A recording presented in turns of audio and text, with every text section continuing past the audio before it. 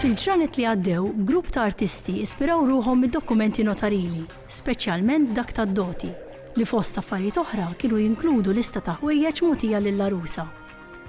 Fil-bini tal-arkivi notarili inħolqot atmosfera tas-seklu 18, blużu ta' kostumi u parrokki tal-epoka. Il-ħaddiema u l-volontira tal-arkivi kienu l-protagonisti ta' dan l-esperiment kreattiv, li kienu wkoll iddokumentat b'sessjoni ta' fotografija. Il-ħsieb wara dan il-proġettu li jippromovi l-arkivi notarili bħala sors ta' ispirazzjoni għall-artisti minn kull dixxiplina. Fil-futur qarib il-binja tal-arkivi se tkun irrenovata u dan il-proġett fotografiku se jkun qed iservi wkoll bħala dokumentazzjoni qabel isir ir-restawr.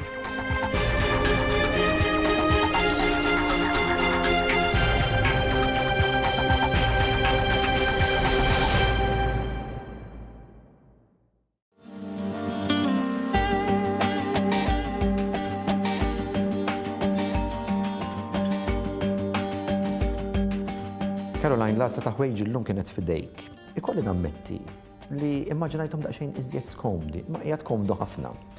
Però mhux qed nitħajjar immur bihom il-qudies nhar il-ħadd, għall-inqas kważi tinġbed ħafna attenzjoni.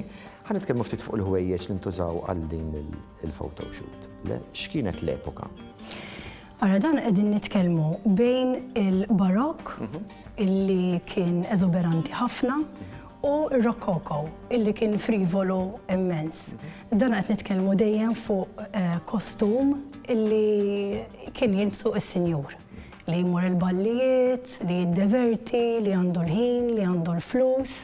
Jiġifieri qed nitkellmu fuq ċertu settur ta' poplu.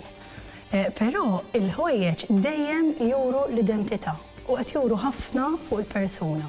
Ġifieri inti libes dat-tip ta' ħwejjeġ, l-ewwel nett li inti taf il-moda x'inhi, jiġifieri qed iżżomm magħha. Dak iż-żminijiet. Allura inti qed turi wkoll illi inti taf x'suppost tilbes għal dik l-okkażjoni, inkella tkun barra minn dak iċ-ċirku tas-soċjetà, u anke titturi li inti tiflaħ tħallas għal ċertu drappijiet, għal assarti biex jagħmlu il-ħwejjeġ, biex jagħtulek, għandek kollox b'idej. U għandek ukoll assistenti biex ilibsuk. Jiġifieri dejjem kien ikollok l-ajjutant, mod speċjali mara, illi kien ikollha biex toħloq dak il-volum, il-libsa, kien ikollha dublet fuq ieħor minn taħt, naturalment. Sakemm imbagħad dik ukoll kien hemm evoluzzjoni. Kienu tip ta' ħwejjeġ li jrid ikollok il xi ħadd jgħinek. Iva, jrid ikollok xi ħadd jgħinek żgur. Plus li inti pereżempju ma tantx insibu kostumi bojot għal raġuni li dawn anke il-materjal tagħhom qed nitkellmu fuq brocade u damask biex inti iżommhom notfa. Trid ukoll ikollok tim ta' nies li jaħslu l-esturek il-libsa. Allura, l-abjad kien jiġi evitat. Għandek. Ħallel-ħimiġ ma jidhirx. Ekku, però tinsiex ukoll kien ikun hemm ħafna underskirts, il-petticoats, ġifieri qed ngħidu dbielet minn taħt. Kurzita kbira li għandi hija kif in-nisa b'dawk l-ilbies il-kbar kien jirnexxielhom jimxu u jisfidaw it-toroq dak iż-żminijiet li kienu mimlijin mhux ta' żmien għax wara kollox kien il-mezz ta' trasport ewlieni. Rej fil-fatt kien ikun hemm ilbies differenti għal ħinijiet differenti tal-ġurnata. Dejjem nerġgħu ngħidu fuq nobiltà, aristokrazija, fejn ma kellhom xejn ħlief li jidru, id-dera kienet l-importanti. Allura kien ikollhom dawk li huma id-day dress, il-walking dress, l-evening dress, l-ilbis li rajna hawnhekk għal din il-photo shoot, għal dan il-proġett li qed isir, dawk kienu jkunu għal ballu, ma kinux ikunu biex inti tmur tippassiġġa. Fil-fatt dak li kienu jpassiġġaw bihom kien ikollhom anki reċita lub biex inti tkun tista' tolli. U ma tkaxkarx. U ma tkaxkarx, però ma tantx kienu jqogħdu jimxu fit-tajn, daw dejjem kollox għall-apparenza. Ok, aħna l-Maltin imdorrijin naraw dawn it-tip ta' affarijiet u kif jintlibsu, eċetera, eċetera, fuq films forsi tal-epoka u dejjem jitrattaw pajjiżi oħrajn. Għaw Malta situazzjoni kienet l-istess. Iva, għaw Malta dejjem kellna kuntatt ma' barra, mħabba anki l-pożizzjoni strateġika tagħna, dejjem kellna kummerċ ma' pajjiżi Ewropew. Kien isir ħafna vjaġġar avolja kien diffiċli, il-kummerċ kien dejjem għaddej, jiġifieri kuntatt dejjem kien hemm ma' barra. U għandna evidenza kemm minn kitbiet minn vjaġġaturi li kienu jgħaddu minn Malta anki pereżempju fil-Grand Tour, fej jitkellmu fuq l-ilbies. Naturalment, l-iktar ħaġa li kienet tolqothom hija l-onnella, għax kienet xi ħaġa li mhux is-soltu jaraw ilbies bħal dak. Però jitkellmu wkoll biex. Dik kienet tipikament Maltija, ġifieri? Naħseb illi kienet xi ħaġa adattata għal Malta biss, però hemm ħafna oriġini li jista' jkunu minn Sqallija, jista' jkunu Sardenja, jistgħu jkunu anke minn Spanja. Jissa jkun anki minnaħa ta' l-Orient. Jiġifieri għandek ħafna. Interessant li semmejt l-Orient u semmejt ukoll nofsinhar tal-Ewropa, ma semmejtx it-tramuntana tal-Afrika però bħala influenza. Ukoll. Jiġifieri l-influenzi kienu kontinwi, multicultural ħafna Malta kienet, però biex nirrispondi eżatti l-ilbies għandna evidenza tiegħu wkoll li għadu jeżisti kemm fil-kollezzjoni nazzjonali u anki f'kollezzjonijiet privati. L-aħħar mistoqsija ta' malajr, l-xi ta' investiment konna qed nitkellmu fuq biex inti tagħmel tibdila bħalli. Jew trid tkun tat-tajjeb, però nixtieq ngħid ukoll illi dawk li kienu ġejjin minn familja nobbli kienu anki lesti li jfallu biex jidhru tajbin, biex iżżomm inti id-dera. Grazzi Karolat. Thank you, grazzi lei.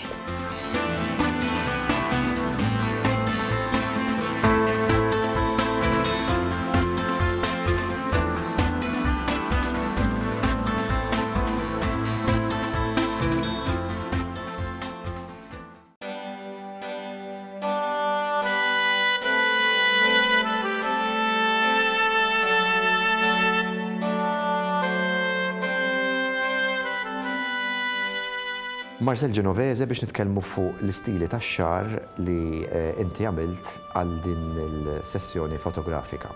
L-epoka kienet l-istess, le? Iva. Ġifieri hija waħda fuq xi nitkellmu. Is-Settecento. Tajjeb, imma l-istil huma differenti. Aha, għax in-nies huma ta' livell differenti. Ok, soċjalment. Soċjalment. Tini eżempju x'inhi d-differenza? Jiġifieri mela jekk inti kont tkun xiex baronessa, xarek kont tagħmlu differenti, x'kien ikollha differenti? Allora kieku kont baronessa kont tixxi l-parrokka. Ma kienux jużaw xarhom u daw kienu jaffordjaw iġibu l-parrokki minn Franza. Min mhux baronessa jikkopja l-baronessa b'xaru u min kien vera popolo ngħidulu ġifier dawk imbagħad ma jagħmlu xejn. Qed nifhem sew, il-mara kien importantissimu li b'xi mod ix-xar ma jkunx maħlul għallum il-ġurnata u jagħmel. Ix-xar qatt ma kien ikun maħlul. U kien hemm ċertu legoli tal-epoka, perkaż f'din l-epoka dejjem fer fin-nofs joxar lura qatt ma kien hemm frenza. Ma kinux jaqtaw ix-xar pereżempju. Le, ma kinux jaqtaw ix-xar xejn. Jew iqaxxruh kollu u jilbsu parrokka fuq. Dakka il-famuża Maria Antoinette it-Trinanda kabba hygiene kienu dak iż-żmien. U insetti nassumi. ħafna U affarijiet li kienu fuq il-ġisem. il-fatt kienu jużaw il-powder ħabba biex xalfu jħawek.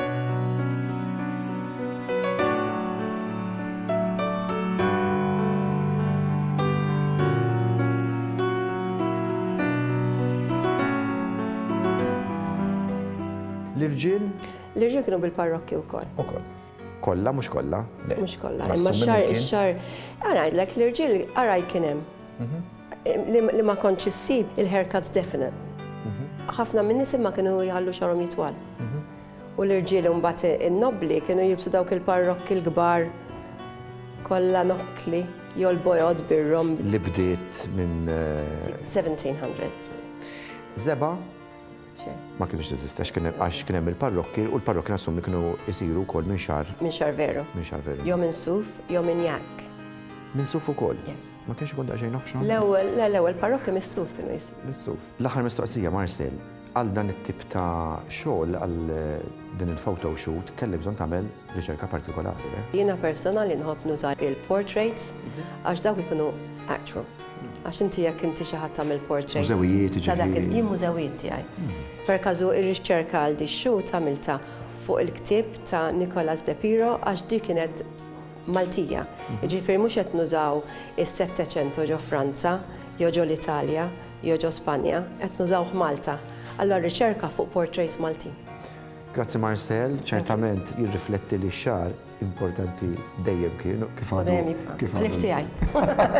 Grazzi.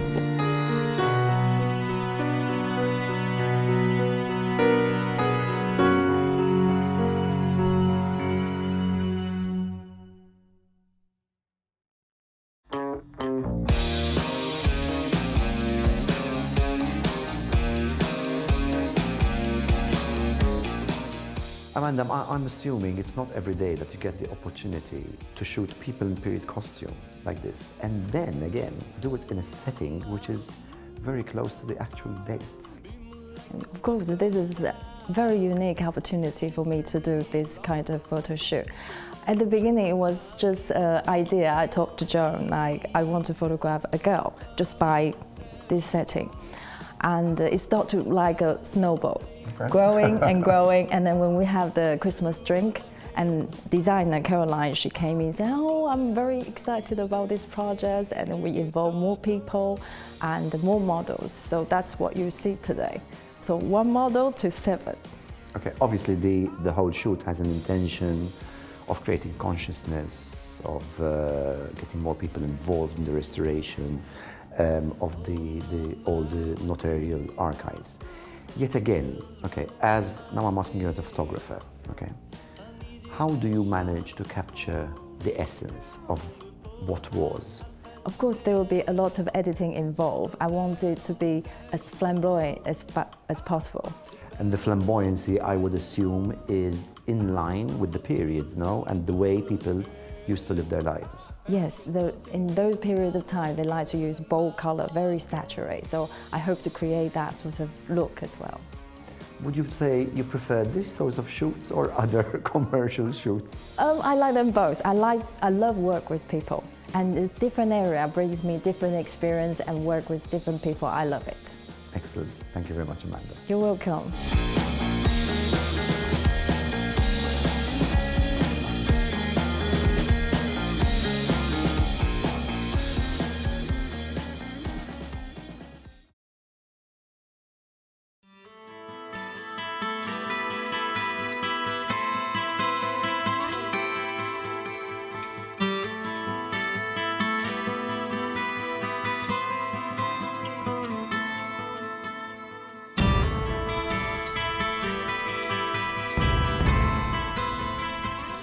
Joan, edin fl-arkivju notarili, fejn għaw minniera ta' informazzjoni.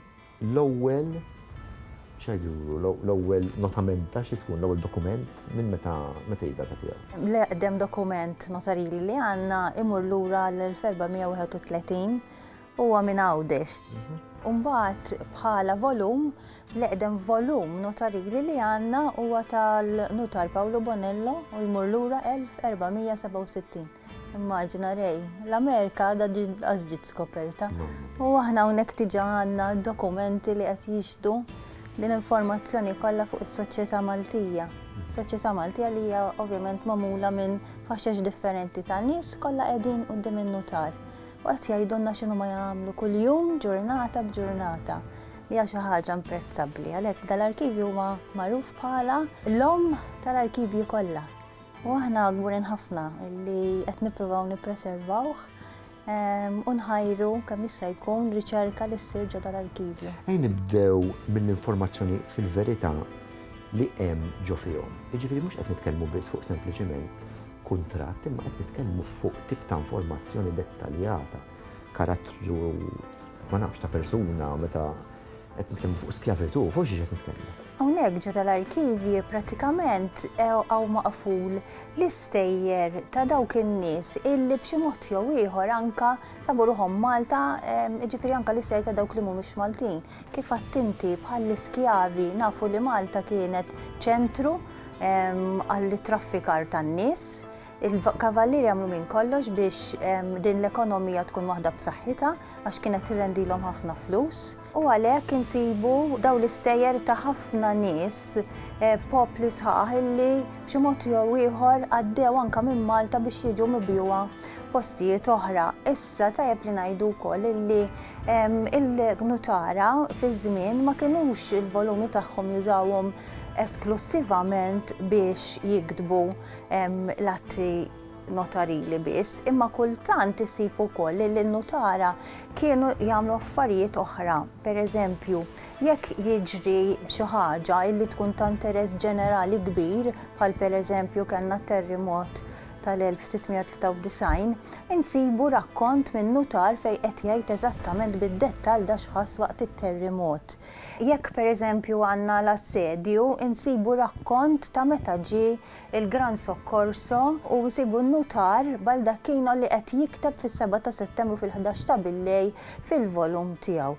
Jekk pereżempju għandna l-miġja tal-Franċiżi, għandna rakkont tajjeb ta' meta truppi Franċiżi bażikament ħadu f'idejhom il-Palazz ta' Spinola u bażikament dawk il-werrieta qed jagħmlu klejm li daw għamlulhom ħerba minnu u qed jirrakkontaw dak kollu li jagħmlu. Diġà hija xi ħaġa inkredibbli. Inkredibbli. Bħala storja ġifieri inti tista' tidħol f'dawk il-mumenti eċitanti ta' dawk iż-żminijiet li ovvjament illum il-ġurnata forsi diffiċli nifhmuhom.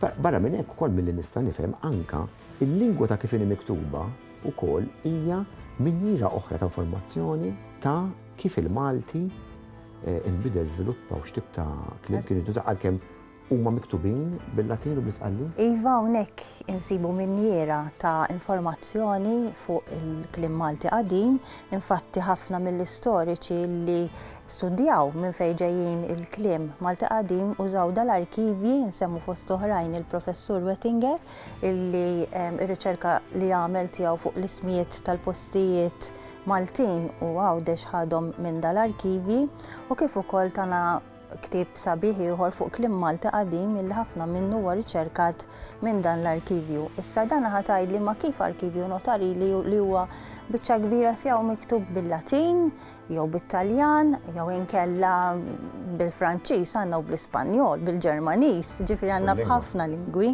Kif ħassib kliem Malti qadim meta l-Malti laqas biss kien rikonoxxut bħala lingwa? Fil-fatt, waħda mill-affarijiet illi n-nutar rid joqgħod attent kienet illi meta jagħmel kuntratt irid bil-fors iniżżel dik il-kelma eżatta illi fil-kuntratt ħadd tfisser dak ovvjament ix-xewqat tal-klijenti tiegħu. Issa x'kien jiġri? Kien jiġri illi ovvjament jekk inti għandek ħadbih biċ-ċart u din il-biċ-ċart għandha isem bil-Malti, in-notar ħajniżżel l-isem bil-Malti. Allura mill-Medjuevu s'issa l-ismijiet imniżlin bil-Malti. Venerabilis Dominus Bartolomeus Saliba, Melitensis, Presens coram nobis, Sponte, vendidit nobilis Ioanni Maria Zuccuni, Januensi, abitatori Leucate Siciliae Regni, presenti et ementi abeo, servam unam albam Tunisiam, cum eius filio infante unis anni.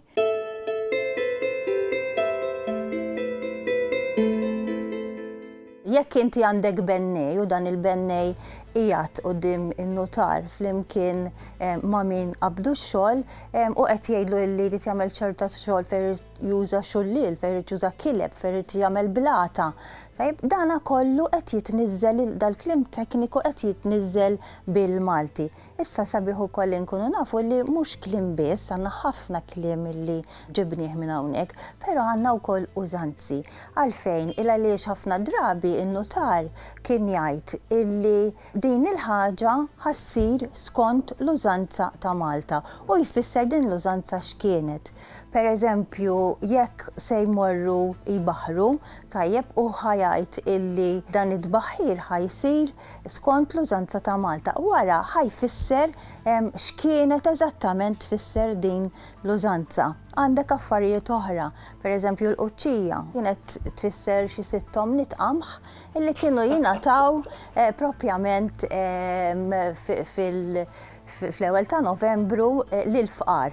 Kienet tkun pajjiż legacy li ħalli testatur fejn jgħid illi irid jingħataw dan il-legat ħalli jieklu l-foqra tar-raħal. John, finalment meta wieħed ħares lejn dawn id-dokumenti ma tistax ma tapprezzax il-lat artistiku tagħhom u x-xogħol li jidħol fihom biex kif inkitbu x'materjali intużaw.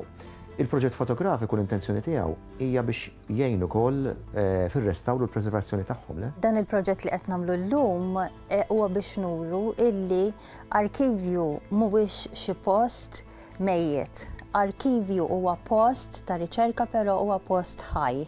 Aħna llum ilbisna b'dan il-mod biex nuru illi aħna niġu spirati minn daw id-dokumenti l-biesi illi aħna libsin kull darba li nagħmlu r-riċerka naqraw fuqhom fil-kuntratti tad-dota, fil-kuntratti dawk il-kuntratti tat-testmenti.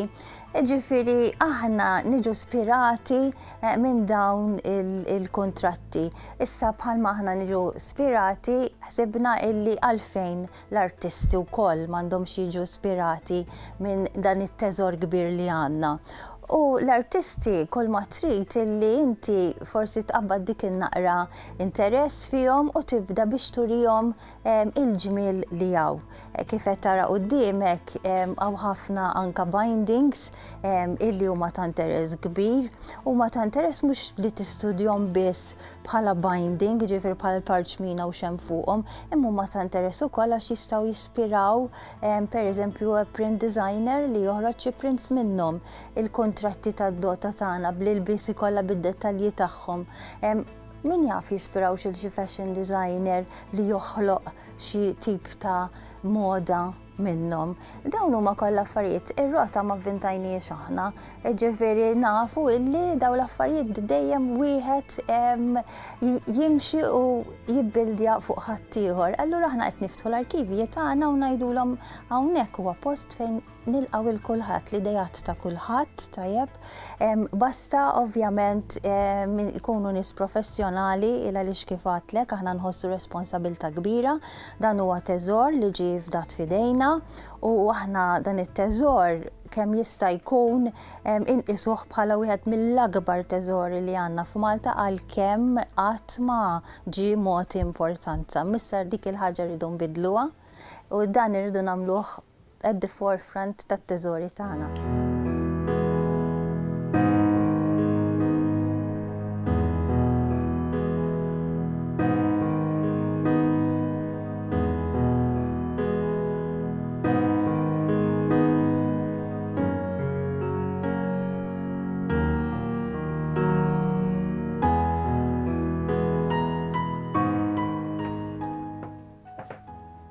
Marija, d-dokument li tlabtek, sibtu? Awek jed. Emmek jed. Kif int l-ewwel net? All right, grazzi. U kemm għandek żmien? Għandi 20 sena. U tista' tgħidli Marija ta' 20 sena x'qed tagħmel f'post bħal dan? Jiena nemmen li dan il-post huwa il-mod ta' kif jiena nsir naf jien min jien. Mingħajr id-dokumenti aħna ma nkunux nafu l-identità tagħna u għalhekk nemmen li għandna bżonn naħdmu għall preservazzjoni ta' dawn id-dokumenti. U dan int qed tagħmlu b'mod volontarju, qed nifhem sew? Iva. Kif beda tal-proġett? Jien dejjem kont interessata fir-restawr u dejjem kont interessata fir-restawr tal-ktib u tal-karta.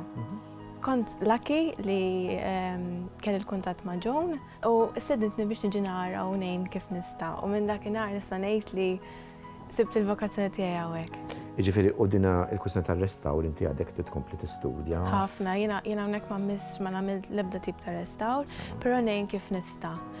Ħafna studju volut, però it's my goal. Kien hemm xi ħaġa partikolari minn xi dokument partikolari li laqtitek? Iva, darba sibna ittra ta' mara li mitilha raġel u talbet lill-owner ta' dan il-garax, tipo garax, biex it-tifel tagħha jieħu over minħabba li l-missier kien miet. U talbitu biex jista' jkun itija ftit ċansa kemm ittuqietuh il-flus li huma dovuti. U tant hija miktuba bimħabba fl-istess ħin bdieqa kbira li minn ma titisek issir tafhom lil dawn in-nies u tibda tħoss għalihom. Grazzi Marija, minn qalbi nawguralek kull suċċess għall-futur tiegħek u l-karriera tiegħek u jalla naraw aktar volontiera bħalek li jeċitaw ruhom f'dawn it-tip ta' informazzjoni f'dawn l-arkivi u jkomplu jgħinu wkoll anke fir-restawr u l-preservazzjoni tagħhom. Grazzi.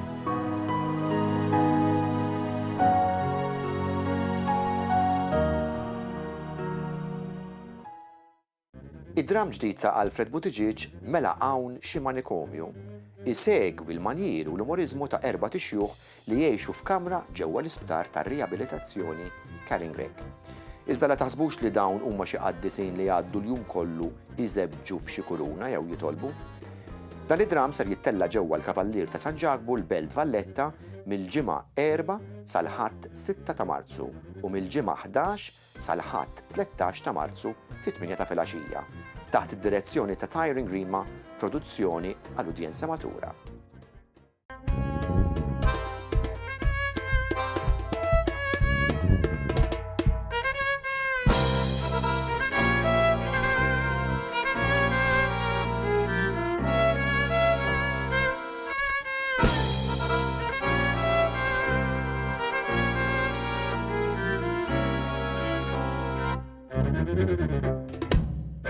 Thank you.